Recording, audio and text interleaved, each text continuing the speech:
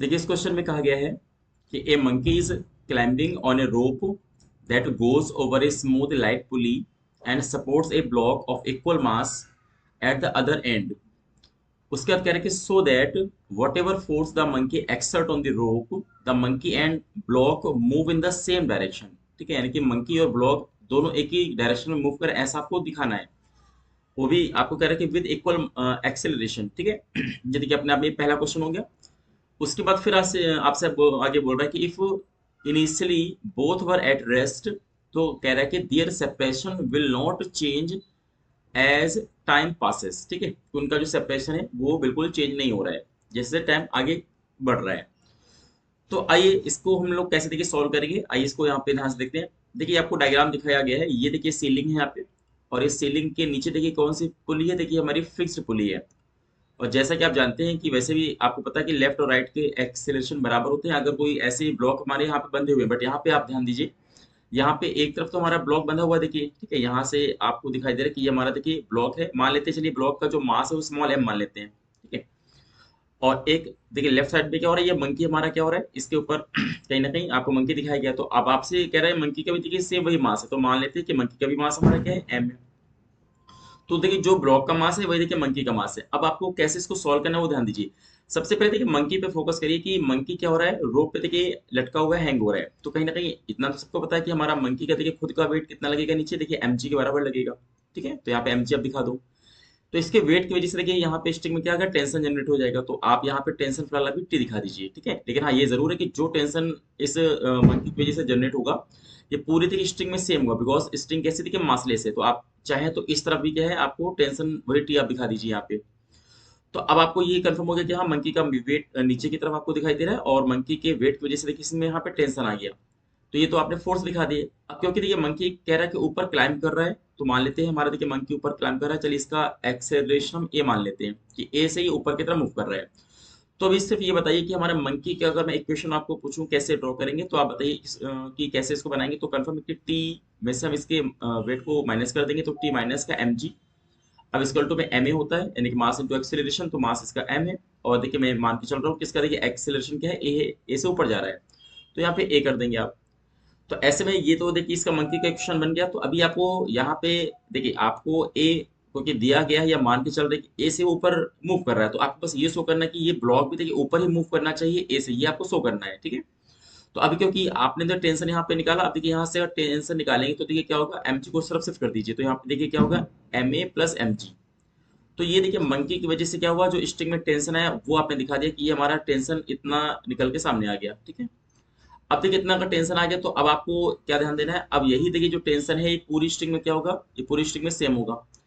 अगर पूरी देखिए स्ट्रिंग में सेम होगा तो आइए यहाँ पे एक काम करते हैं, ये अब आप ब्लॉक की तरफ ध्यान दीजिए। अगर ब्लॉक की तरफ देखिए ध्यान देंगे तो आपको पता है कि इसका ब्लॉक का मास भी क्या है, एम है। तो कंफर्म है इसका वेट नीचे लगेगा, कितना लगेगा, देखिए एम जी लगेगा। अब आपको पता है कि ऊपर टेंशन आपको दिखाई दे रहा है, तो टेंशन अभी आपने ऑलरेडी निकाला है मंकी की तरफ से। बताइए टेंशन कितना आ रहा है, तो टेंशन आ रहा है एम ए और प्लस एम जी, देखिए आपको दिखाई दे रहा है। ठीक है, क्योंकि टेंशन जो भी जनरेट हुआ वो तो पूरे में सेम रहेगा।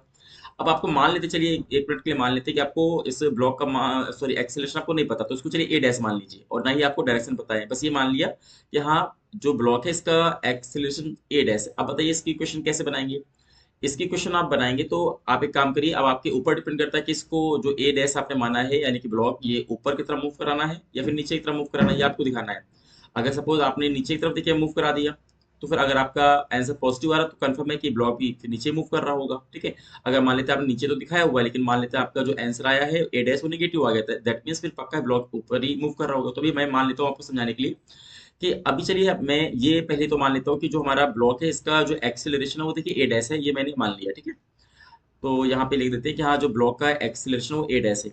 अब ये किधर मूव कर रहा है अभी अपने को शो करना, तो भी चलिए मैं आपको बताने के लिए मान लेता हूँ। देखिए इसका जो मोशन है वो नीचे की तरफ ऐसे मान लेते हैं। ठीक है, अब देखिए अगर इसका मोशन मैंने देखिए नीचे की तरफ माना है, तो आप बताइए कि इसका क्या इक्वेशन बनेगा। तो फिर आपको एम जी से फिर माइनस करना होगा, देखिए एम जी, उसके बाद फिर माइनस करती आपको लिखना होगा, और इस इक्वल टू में क्या होगा, कन्फर्म है एम ए, यानी कि मास आप लिखेंगे और आपका ब्लॉक का एक्सेलरेशन जिसको आपने ए डैश माना हुआ है, तो यहाँ पे ए डैश आप कर दीजिए। अब खाली देखिए आपको क्या करना है, टी की जो वैल्यू आपने निकाला हुआ है, तो आइए इसको यहाँ पे पुट कर लेते हैं। तो देखिए यहाँ पे क्या होगा, तो एम ए लिखिए और प्लस में यहाँ पे एम जी आपको लिखना है, और इसको टू देखिए एम ए डैश आपको यहाँ पे लिख देना है। तो अगर ब्रैकेट को देखिए ओपन करेंगे आप तो यहाँ पे क्या होगा, देखिए एम जी माइनस का एम ए और देखिए माइनस का एम जी इक्वल टू देखिए एम ए डैश आपको दिखाई दे रहा है। दैट मीन्स देखिए यहाँ पे एम जी से एम जी देखिए कैंसिल आउट हो गया। तो आप देख रहे हैं कि यहाँ पे माइनस का M A is equal to देखिए आपको क्या आएगा, एम ए डैश। ओके, तो यहाँ पे एम से देखिए एम बी कैंसिल हो गया, तो देखिए हमको ए डैश निकालना था, यानी कि ब्लॉक का एक्सेलरेशन वो देखिए कितना आ रहा है, वो आ रहा है माइनस ए। अब देखिए यहाँ पे आपको क्या समझना है, पहली बात तो देखिए यहाँ पे ए डैश की देखिए मैग्नीट्यूड कितना आ रहा है, देखिए ए डैश का मैग्नीट्यूड आपको ए दिखाई दे रहा है, यानी कि जो मंकी का एक्सेलरेशन था देखिए वही क्या है, ब्लॉक का भी। अगर मंकी का मास देखिए, है ना, देख अगर मंकी का जो मास है और जो ब्लॉक का मास है अगर दोनों बराबर है तो आप देख रहे हैं कि हाँ मंकी का और हमारे ब्लॉक का देखिए दोनों का एक्सेलरेशन क्या सेम है।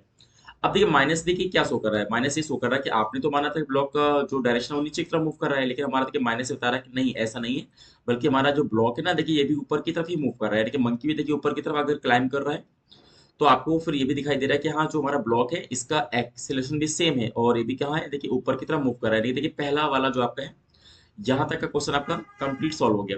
अब इसके बाद हम अगर सेकंड वाले पार्ट की बात करते हैं तो आइए इसको मैं रफ करके आपको सेकंड वाले चलिए सिम कर लेते हैं। सेकंड वाले की पार्ट कैसे करेंगे, देखिए सेकंड वाला पार्ट ये बोल रहा है कि if initially both were at rest, यानी कि देखा जाए तो इनिशियली मंकी का भी देखिए यू कितना है, जीरो है, और देखिए ब्लॉक का भी देखिए यू क्या है, वो जीरो है।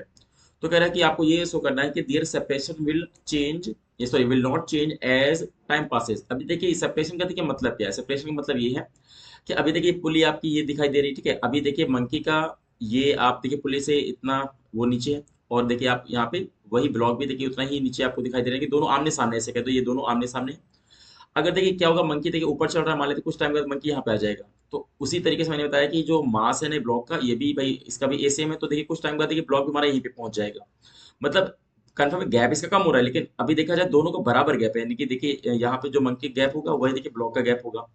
कुछ टाइम बाद क्या होगा, मंकी थोड़ा और ऊपर पहुंच जाएगा, तो उसी टाइम पे देखिए हमारा जो ब्लॉक है उसी एक्सेलरेशन से मूव कर रहा है, तो ये भी देखिए यहाँ पहुंच जाएगा।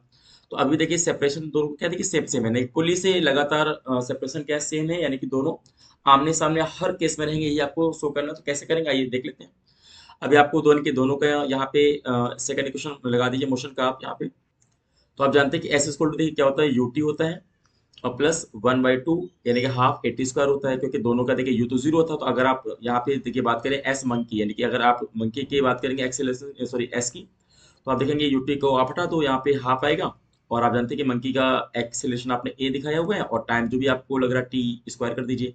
ऐसे देखिए यहाँ पे ब्लॉक की अगर बात करेंगे एस ब्लॉक का यानी distance from pulley of the block, तो देखिए अभी उसके लिए ब्लॉक पे देखिए यू हमारा जीरो होगा, तो यहाँ पे हाफ लगाएंगे और यहाँ पे देखिए दोनों का जो एक्सेलरेशन है सेम है और दोनों को सेम सेम टाइम चाहिए टी स्क्वायर।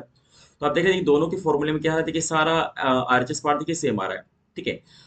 तो इसका मतलब है कि हमारा एलएचएस पार्ट भी क्या होगा, सेम होगा, यानी कि ये कह सकते हैं कि जितना हमारा पुली से गैप मंकी का होगा किसी भी टाइम पे, उतना ही देखिए हमारा क्या होगा ब्लॉक का भी उसी टाइम पे उतना ही गैप होगा, ठीक है।